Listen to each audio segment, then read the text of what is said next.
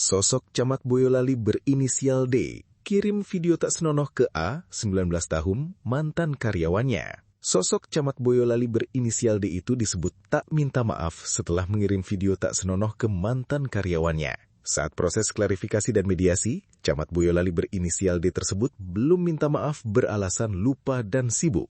A, mantan karyawan yang mengaku menerima kiriman video tak senonoh D. Ia mengaku D belum minta maaf secara lisan setelah kejadian tersebut. Padahal, kata A, dirinya sengaja tidak memblokir nomor D setelah menerima kiriman video tersebut karena masih menunggu adanya itikat baik. Baru pada bulan Juni, saya dipanggil untuk klarifikasi dan mediasi. Disitulah saya dipertemukan dengan beliau.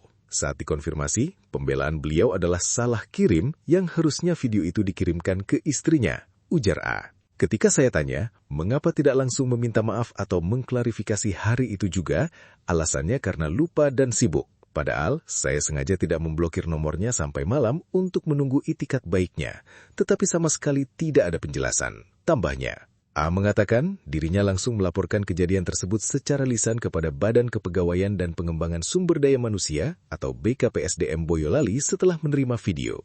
Selanjutnya, pada pertengahan April 2026, A mengirimkan surat pengaduan resmi kepada Bupati Boyolali, BKPSDM, dan DPRD Boyolali. A baru menjalani proses klarifikasi dan mediasi pada Juni 2026. Dalam pertemuan itu, ia mengatakan D tetap menyebut video tersebut terkirim karena salah kirim. Menurut A, dirinya tidak langsung mengambil langkah memblokir nomor D karena masih berharap ada penjelasan dari yang bersangkutan. Sebelumnya, D membantah memiliki niat mengirimkan video tersebut kepada A. Ia menyatakan video itu terkirim karena kesalahan pengiriman.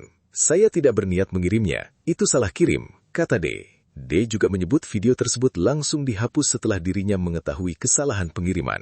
Ia mengatakan persoalan itu telah melalui proses mediasi di BKPSDM Boyolali. Sementara itu, A juga membantah pernyataan D yang menyebut video langsung dihapus kurang dari 30 detik setelah terkirim. Menurut A, video tersebut justru masuk sebanyak 2 kali dan masih berada di ruang percakapan selama beberapa menit sebelum akhirnya ditarik.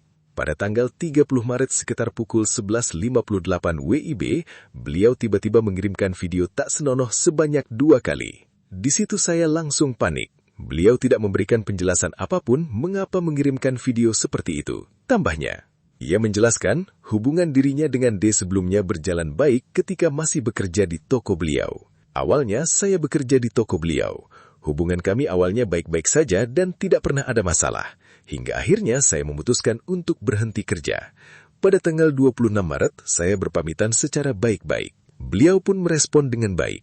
Setelah itu, saya sempat meminta maaf dan tidak ada komunikasi lagi. Pesan saya hanya dibaca saja, sambungnya. Joko Mardianto selaku kuasa hukum Camat Boyolali berinisial D mengatakan kliennya telah menyiapkan surat pengunduran diri dari jabatan sebelum menerima keputusan pemberhentian sementara dari Bupati Boyolali. D sebelumnya diberhentikan sementara oleh pemerintah Kabupaten Boyolali setelah diduga mengirimkan video telanjang kepada mantan karyawannya berinisial A. Kuasa hukum D, Joko Mardianto, mengatakan surat pengunduran diri telah dibuat sejak pagi sebelum kliennya menjalani pemeriksaan di Inspektorat Boyolali. Tadi kan Pak D itu kan mendapatkan surat keputusan Pak Bupati itu jam 12 siang, ujar Joko dilansir dari Kompas.com, Senin 13 Juli 2026. Sejak pagi, Pak D sudah mempersiapkan pengunduran diri dari Camat Boyolali. Akan tetapi, karena jam 9 itu Pak D ada pemeriksaan di Inspektorat Boyolali, sehingga surat itu belum sempat untuk disampaikan. Sementara itu, pemerintah Kabupaten Boyolali mengambil langkah pemberhentian sementara terhadap D dari jabatan camat setelah melakukan pemeriksaan lanjutan. Sekretaris Daerah Boyolali, M. Syawaludin, mengatakan